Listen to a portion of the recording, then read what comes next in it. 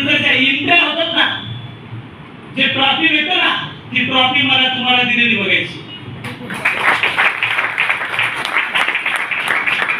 Situation तर होती, पण एक गोष्ट ध्यानात आली, सारा बायको म्हणते ना डायमंड व्हायचं. त्या दिवशी शपथ घेतली आणि विचार केला डायमंड होऊनच तुला दाखवणार, आणि डायमंड झालो आणि 30,000 लोकांमध्ये एंट्री करून बायकोला तिथे व्यासपीठावर घेऊन गेलो.